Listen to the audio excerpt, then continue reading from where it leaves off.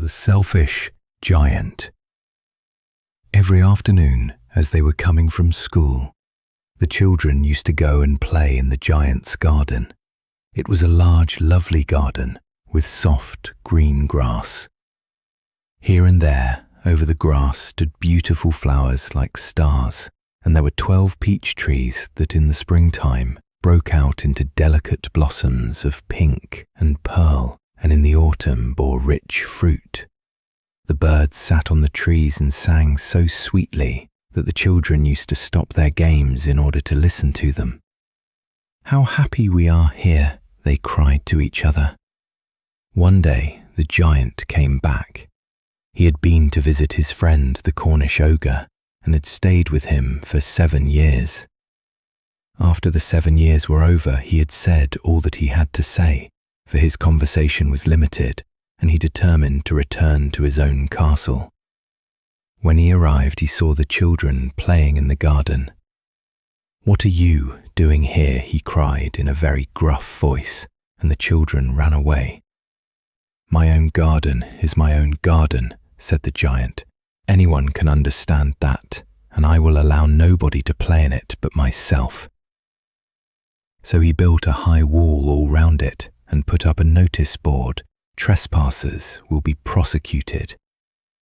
He was a very selfish giant.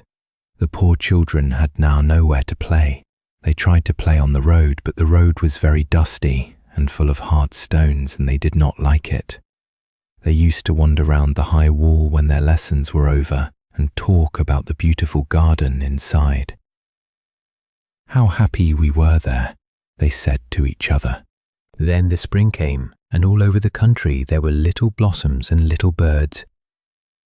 Only in the garden of the selfish giant it was still winter. The birds did not care to sing in it as there were no children, and the trees forgot to blossom.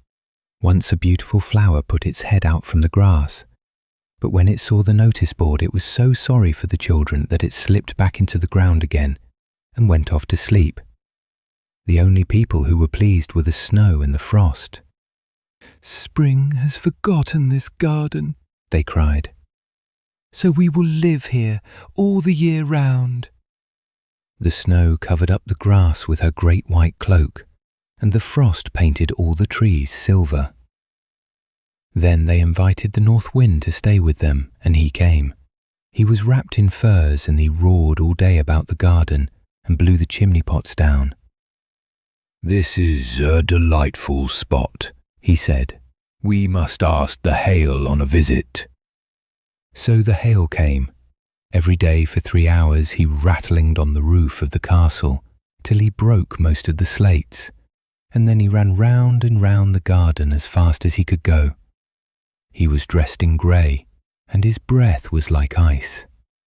"I cannot understand why the spring is so late in coming," said the selfish giant, as he sat at the window and looked out at his cold white garden.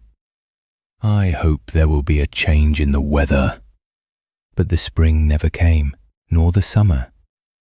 The autumn gave golden fruit to every garden, but to the giant's garden she gave none. "He is too selfish," she said. So it was always winter there, and the north wind and the hail and the frost and the snow danced about through the trees. One morning the giant was lying awake in bed when he heard some lovely music. It sounded so sweet to his ears that he thought it must be the king's musicians passing by. It was really only a little linnet singing outside his window, but it was so long since he had heard a bird sing in his garden that it seemed to him to be the most beautiful music in the world. Then the hail stopped dancing over his head, and the north wind ceased roaring, and a delicious perfume came to him through the open casement. "I believe the spring has come at last," said the giant, and he jumped out of bed and looked out. What did he see? He saw a most wonderful sight. Through a little hole in the wall, the children had crept in, and they were sitting in the branches of the trees. In every tree that he could see, there was a little child, and the trees were so glad to have the children back again that they had covered themselves with blossoms and were waving their arms gently above the children's heads. The birds were flying about and twittering with delight, and the flowers were looking up through the green grass and laughing. It was a lovely scene, only in one corner it was still winter. It was the farthest corner of the garden, and in it was standing a little boy. He was so small that he could not reach up to the branches of the tree, and he was wandering all round it, crying bitterly. The poor tree was still quite covered with frost and snow, and the north wind was blowing and roaring above it. "Climb up, little boy," said the tree, and it bent its branches down as low as it could. But the boy was too tiny, and the giant's heart melted as he looked out. "How selfish I have been," he said. "Now I know why the spring would not come here.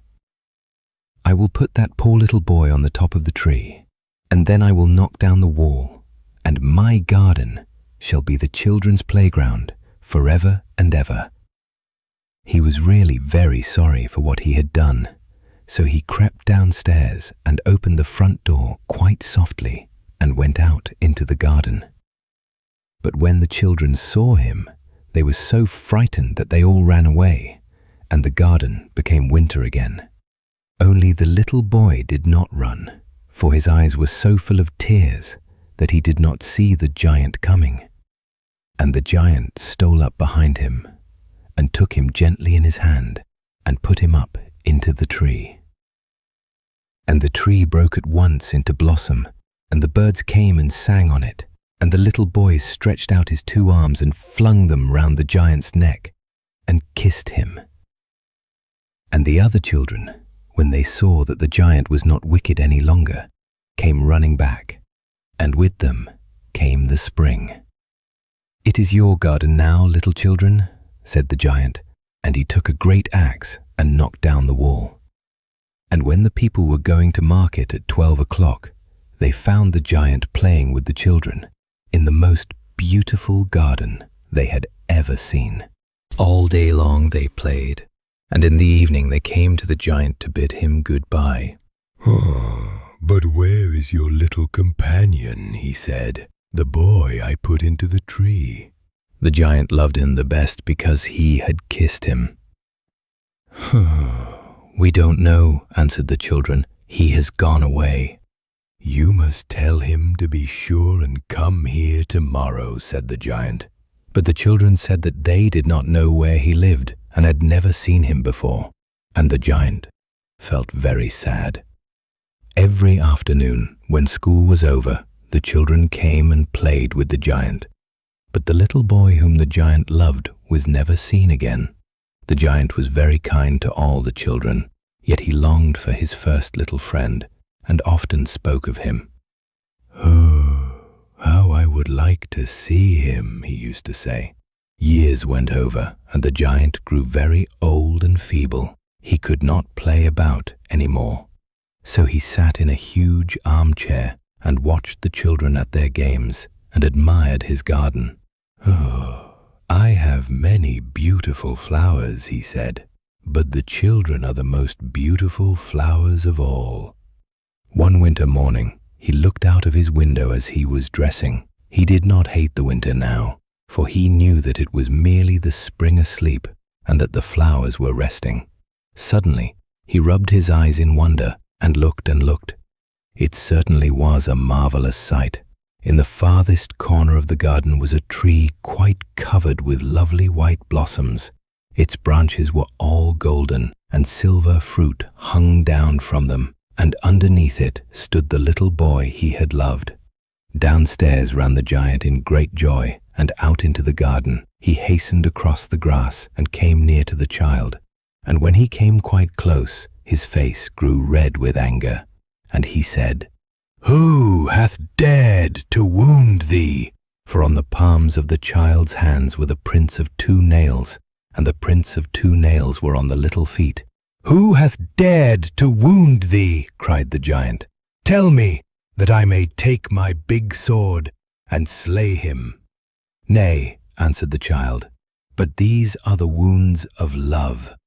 "Oh, who art thou?" said the giant, and a strange awe fell on him, and he knelt before the little child. And the child smiled on the giant and said to him, "You let me play once in your garden. Today you shall come with me to my garden, which is paradise." And when the children ran in that afternoon, they found the giant lying dead under the tree, all covered with white blossoms.